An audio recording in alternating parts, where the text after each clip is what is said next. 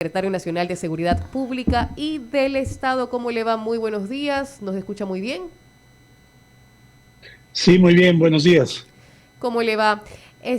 Bueno, para esta semana han anunciado varias movilizaciones, tanto el FUT, la FEU, el tema de la marcha por las mujeres, el tema de que se une la CONAIE.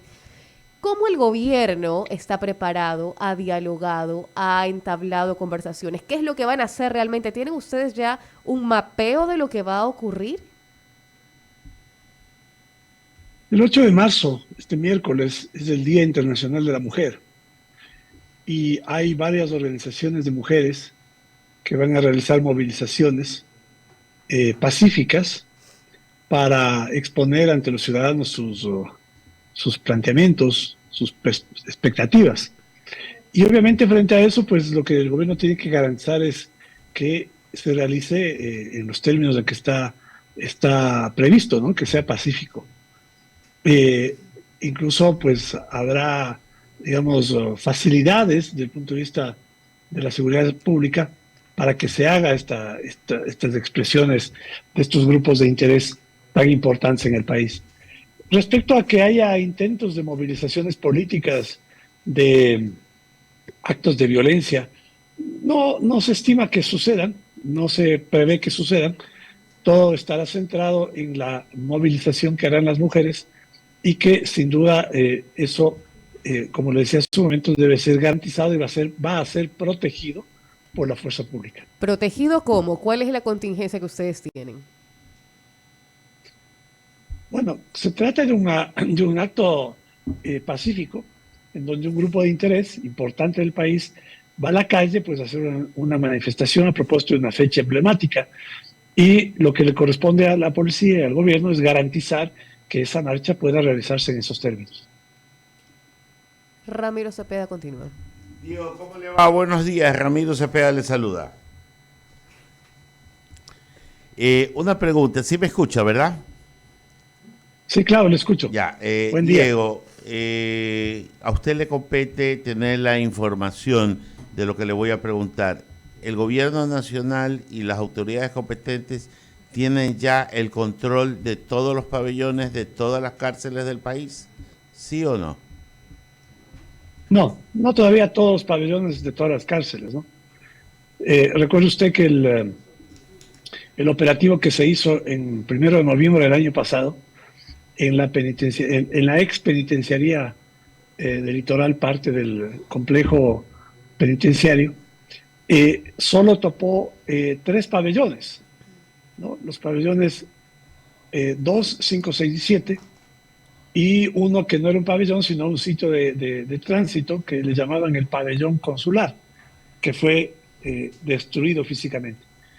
Luego está pendiente la intervención en otros pabellones, en tanto tengamos pues condiciones logísticas internas de infraestructura adecuadas para hacer ese operativo y hacer lo que parecido movimiento al que se hizo el 1 de noviembre. Hay otras cárceles, otros centros penitenciarios como el de Cotopaxi, ¿no? Que también está dentro de la programación, pero digamos que el más importante es el complejo penitenciario de Guayas porque alberga un poco más del 40% de la población carcelaria del país, ¿no? Entonces, a la pregunta que usted me hace, no, todavía no está totalmente bajo control todos los pabellones de todas las cárceles del país. Diego, y escuchando con atención su respuesta, como debe de ser, ¿cuáles son esas limitaciones técnicas o cuáles son esos insumos o cuáles son esos obstáculos que tiene el gobierno nacional todavía para que esta situación no se haya hecho ya? Porque conocido es, Diego Ordóñez, que mucho de la o mucha de la violencia que se genera fuera de dentro de las ciudades salen, se crean, nacen, se gestan justamente ahí donde todavía no hemos podido llegar como gobierno. Bueno, digamos que no hemos podido, suena muy absoluto, ¿no? No está completo, ¿no? Lo primero. Lo segundo, llevamos varios meses eh, yo diría casi un año, en donde no tenemos ningún otro evento como aquellos que se producían dentro de las cárceles. Porque, por otro lado, los sistemas de control, los sistemas de monitoreo de los accesos están bastante mejor, para evitar pues que se produzca, como se producía en el pasado, el ingreso de armamento y municiones por las narices de las garitas, ¿no? Bueno, hoy tenemos ya un sistema de monitoreo camarizado que nos permite controlar el acceso y qué se ingresa, qué entra y qué sale de los recintos penitenciarios. Es un segundo elemento, ¿no? Un tercer elemento es que esa influencia, ¿no? Esa influencia ha ido reduciéndose, ¿no? Porque ya tenemos internamente también un mejor control de la parte operativa del funcionamiento interno de los pabellones. Ahora, respecto a lo que usted me pregunta, le voy a responder que, como siempre en todas las obras que hizo el correísmo, ¿no? Estas obras inmensas donde hubo muchísimo dinero y supongo que mucha coima, se hicieron cosas mal hechas. Por ejemplo, en la cárcel, en la penitenciaría, habían construido como una especie de columna vertebral que unía varios pabellones, es decir, dos bloques de pabellones, un túnel, ¿no? Que según el sentido común dice, no es apropiada para una cárcel, porque en un centro penitenciario usted no puede ingresar o dejar espacios en donde haya pues sitios oscuros, ¿no? Donde pueda producirse como se producía ahí las matanzas y los actos de violencia sanguinaria que se llevaron a cabo en la penitenciaría en varios momentos. Bueno, eso hay que cambiar. Entonces me refiero a varias condiciones apropiadas que tienen que ver con la infraestructura que nos permitan tener un mejor control del funcionamiento interno de la penitenciaría. Cuando usted me contesta que no hay que hablar y que mis términos son absolutos, a mí sí me gusta siempre poner un símil y decirle que cuando un vuelo de un avión está programado para 5 horas y el vuelo va por 4 horas, término absoluto es que el avión todavía no ha llegado. Término absoluto es que cualquier contratiempo puede pasar en esa hora de vuelo que aún falta. Y lo que tenemos claro es que lo más incendiario, lo más complicado, lo más dañino que existe dentro de la cárcel es donde no se ha llegado. Por eso es mi insistencia y mi preocupación, porque todos los días amanecen sicariatos, amanece gente muerta, amanecen muchos actos de violencia generados justamente desde ahí, y lo que se ha incrementado, y va a mi siguiente pregunta, y con esto le paso a Javier después, son secuestros de cualquier nivel. Ya todos somos secuestrados porque simplemente tienen que llegar al precio de la capacidad de lo que la familia pueda pagar, 5, 10, 15, 20, 50 mil dólares, lo que sea. Todos tenemos un precio. Entonces ya estamos pasando de la violencia de sicariatos en las calles, a las vacunas, a los negocios, a los secuestros en las familias. Y esto no es nada por el aire, es absoluto, Diego. Y por eso mi pregunta es firme. ¿Por qué no se controla eso todavía? No, a ver, es que usted está primero en el ejemplo que usted pone. Si el avión ya tiene que volar 5 horas y ha volado 4, es que bastante del trecho se ha hecho, ¿no? Entonces es distinto decir me falta 1 hora que me faltan 5 horas. Por eso es importante tener claro que hay cosas que se tienen que hacer a su tiempo. Pero igual y me si no puedo se los estrellar. hace, no, bueno, pero eso puede pasar, pero no en el caso específico del ejemplo suyo, pero en el caso de la cárcel, evidentemente hay cosas, tramos que se ha avanzado muy bien, con mucha fuerza, ¿no? Con mucha decisión, cosa que ha sido apreciada por muchísimos ecuatorianos y muchos extranjeros que analizan la situación de la seguridad en el Ecuador, ¿no? Que a pesar de que el día 1 de noviembre, amanecimos con actos terroristas para evitar que se lleve a cabo su operación en la cárcel, así como intentaron evitar se lleguen a cabo operaciones en muchísimos otros centros carcelarios. Se ha intervenido Santo Domingo, Esmeraldas, Loja, Ibarra, Tulcán, Quito, ¿no? Por mencionar algunos casos. Bueno, de todas maneras lo hemos hecho, ¿no? Y lo vamos a seguir haciendo porque no hay ninguna razón desde el punto de vista del Estado, de la visión del Estado, que nos limite a avanzar en esa línea. Ahora, todo proceso, ¿no? Todo proceso tiene que ir avanzando en las circunstancias. Incluso en una guerra, usted tiene que preparar los escenarios, ¿no? Entonces hay que tener cuidado en que sin una preparación de los escenarios se hagan acciones que sean contraproducentes. Entonces tenga la confianza de que todo eso es evaluado muy minuciosamente para establecer exactamente cuándo tiene que hacerse. Porque lo que usted señala respecto a lo que representa en términos de generación de violencia las cárceles, ¿no? Es verdad, es así, en mucho menor grado de lo que era antes, hoy, mucho menor grado de lo que era antes, ¿no? Esto por un lado. Pero por otro lado, lo que usted señala respecto al incremento de otra clase de delitos, ¿no? Digamos que han empezado a surgir estas nuevas modalidades en cuanto al secuestro, a la extorsión, a las llamadas vacunas, se debe a otro fenómeno. Que no es un fenómeno que tenga que ver con poner bajo control las cárceles, necesariamente. Se debe a otro fenómeno. Y esto es un tema que probablemente debamos analizarlo en otra circunstancia para explicar exactamente por qué es que ahora se está produciendo este nuevo, se ha expandido, digamos, este nuevo fenómeno delictual, ¿no? Por motivos que no necesariamente son los que usted señala. Usted nos pide que tengamos confianza no nos falta, lo que nos falta es seguridad.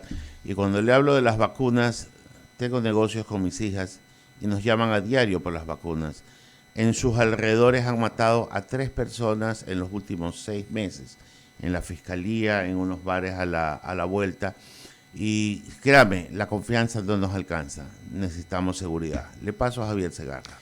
Gracias, Ramiro. Diego, ¿cómo le va? Buenos días. ¿Tiene conocimiento usted del gobierno como tal de que tras el asesinato del dirigente indígena Eduardo Mendúa se han conformado las guardias indígenas y que muchos dirigentes las están utilizando inclusive como una fuerza de choque para evitar que ingrese la autoridad del Estado? Mire, solo un comentario a propósito de lo que decía Ramiro hace un momento, ¿no? Ajá. A todos nos falta seguridad, ¿sí? Pero no es un tema que pueda solucionarse, y me parece importante esto porque normalmente simplificamos el proceso como que fuese una cuestión, como decimos vulgarmente, de soplar y hacer botellas, ¿no? Esto es un tema muy complejo. Hay un recrudecimiento de la delincuencia común en todo el mundo, ¿no? En ciudades en que eran llamadas muy tranquilas, ¿no? Denominadas tranquilas en Europa, en Norteamérica, no se diga en Latinoamérica, ¿no? El aumento de la criminalidad en Chile, en Uruguay, por ejemplo, ¿no? Sociedades que tenían bajos niveles de criminalidad se han incrementado. Esto no es un tema sencillo, ¿no? No es un tema que pueda simplificarse con el debido respeto diciendo nos falta seguridad y a veces sin la explicación de la complejidad que este proceso tiene. Respecto a lo segundo, a lo que usted me pregunta, Javier, bueno, no es que las guardias indígenas se han activado por la muerte de este dirigente, ¿no? Uh-huh. Esto de las guardias indígenas es un proceso que lleva algunos años, pero que sí se ha venido consolidando. En septiembre del año pasado, si no me equivoco, hubo un encuentro en la Amazonía y que produjo un manifiesto, el llamado Manifiesto de Guardias Indígenas, ¿no? Que está firmado por muchísimos dirigentes de CONAIE y CONFENIAE. ¿Qué dice este manifiesto? Este manifiesto señala pues, que hay que reforzar a un mecanismo propio de defensa de los territorios. Y esto se acompañó con declaraciones del dirigente ISA, en donde decía pues, que hay espacios territoriales en los que las Fuerzas Armadas no pueden tener actividad.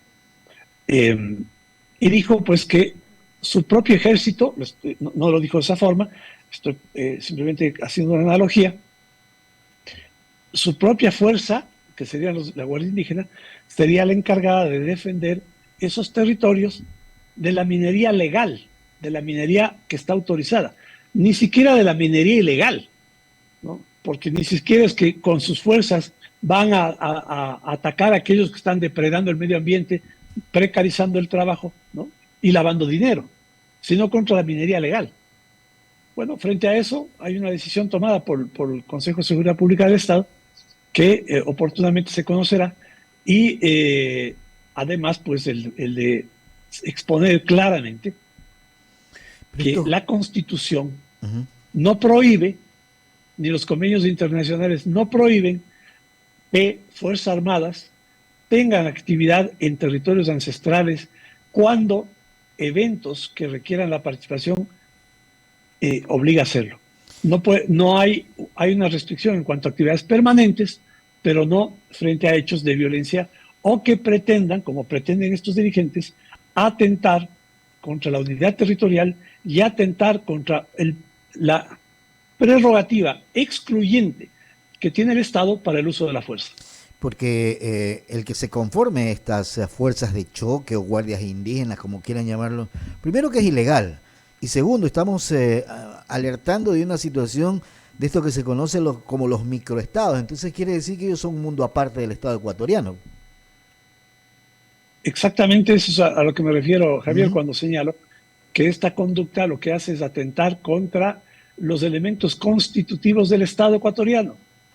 Territorio, uno de ellos, y cuando hay territorio hablamos de una fuerza, que es la Fuerza Armada y la Policía, en el caso específico del territorio, las Fuerzas Armadas, que tienen la obligación de precautelar la unidad territorial. Aquí no hay espacios en donde el Estado ecuatoriano no puede intervenir a través de las Fuerzas Armadas. Y no es que eso se sustituye con el cuento de los territorios ancestrales y de las guardias ancestrales para defender los territorios ancestrales. Eso es palabrería politiquera. Y frente a eso el gobierno tiene una decisión. Y esa decisión se va a ejecutar cuando corresponda. Pero esto viene desde hace años, ojo, esto no es nuevo, lo de la Guardia Indígena. Bueno, es que mire, Javier, Ajá. de hace años narcotráfico. Sí, sí. Desde hace años minería ilegal. Desde hace años otras formas de delitos. Desde hace años las guardias indígenas. Bueno, resulta que ahora hay un gobierno que decide enfrentar a todo esto. A enfrentar a todo esto. Y claro, hay que hacerlo con fuerza, con autoridad, con institucionalidad, ¿no? Claro, lo que pasa es que a veces, como el caso Ramiro, queremos que las cosas sean de la noche a la mañana. Y yo también quisiera que sea así, ¿no? Pero son procesos que tenemos que ir avanzando, agotando, para que poco a poco el Ecuador, en todos los espacios, frente a la amenaza delincuencial, frente a la amenaza política, recuperemos el ambiente de seguridad que necesitamos. Pero es complicado el tema de las guardias indígenas. Y le digo esto porque no solamente desde que está el narcotráfico con mayor asentamiento, por así decirlo. Tú vienes del gobierno de Borja. Sí, es algo que se real. ha ido avanzando, pero bueno, ahora hay que enfrentarlo, ¿no? Entonces, si haya venimos... venido de donde haya venido y se ha dejado durante muchos años, ¿no? Que esto se vaya consolidando y empecemos a normalizar, ¿no? A normalizar que aquí tenemos pues un estado aparte, mundo aparte. Pero es que le están quitando soberanía al Estado ecuatoriano con este tema de las guardias indígenas. Hablemos claro, Diego. Bueno, y yo estoy hablando claro ahorita, ¿no? No, si no le digo que usted, claro, pero no que el hablar. País necesite saber que exacto, eso es importante. Esto es real, es una situación tan clara que parecería que eliminarla no es fácil. Por los años que mantiene este tema de los indígenas se sienten en un estado aparte, tengo una guardia de seguridad para que no me afecten, etcétera, etcétera, ¿no? Es igual que el tema, lo que estábamos conversando en su momento, ¿no?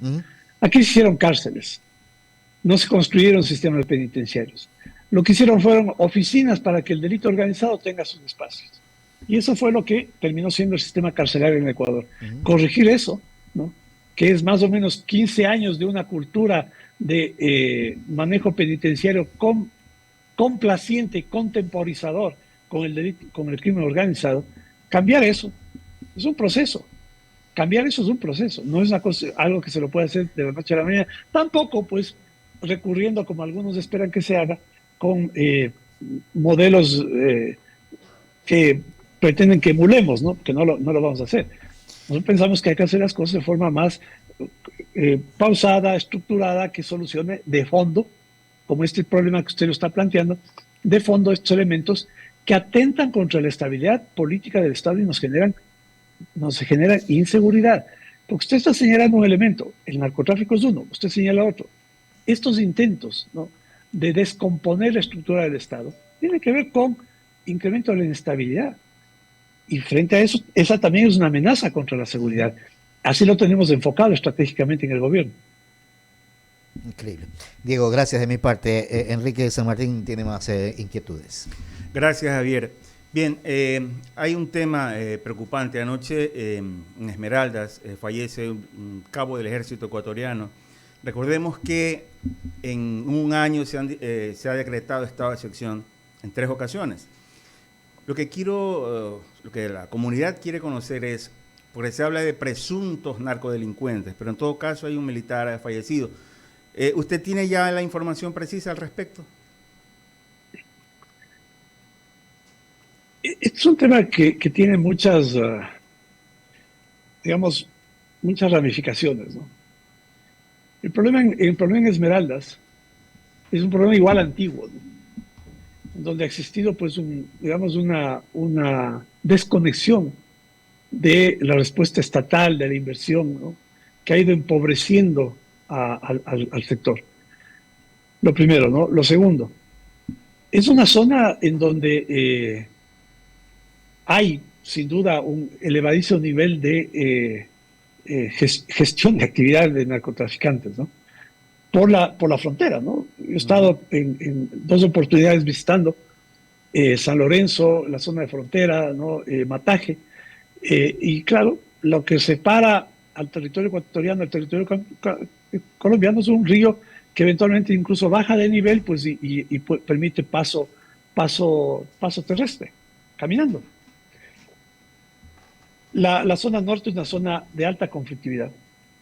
Esto es lo primero. Lo segundo, se vienen realizando una serie de operaciones, ¿no?, militares combinadas, ¿no?, con el ejército colombiano, que diría yo no se han realizado en muchísimos años en la historia de la actividad de los estados colombiano y ecuatoriano en la frontera sur y norte de Colombia y Ecuador.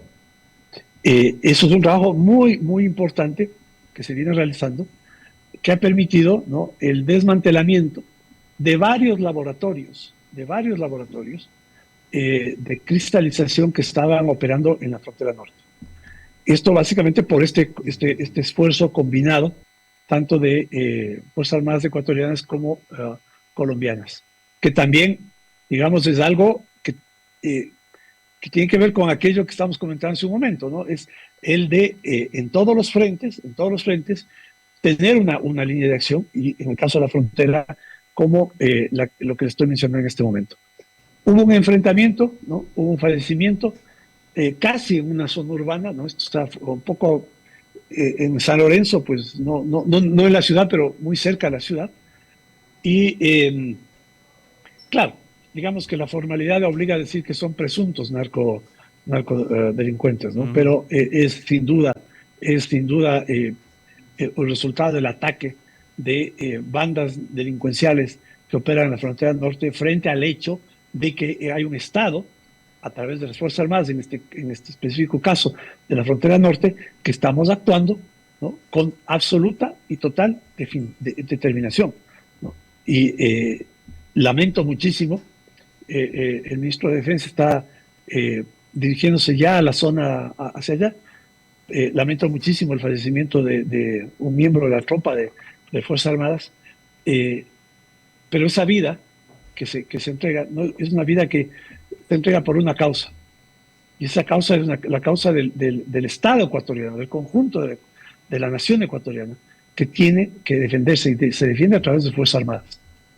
Correcto, muchas gracias al secretario nacional de Seguridad, Diego Ordóñez, quien ha compartido con nosotros esta mañana de Diálogo. Que tenga una buena semana y una buena jornada, ¿eh? A mí les queda por agradecerles muchísimo las preguntas, siempre estoy a la orden. Buenos días.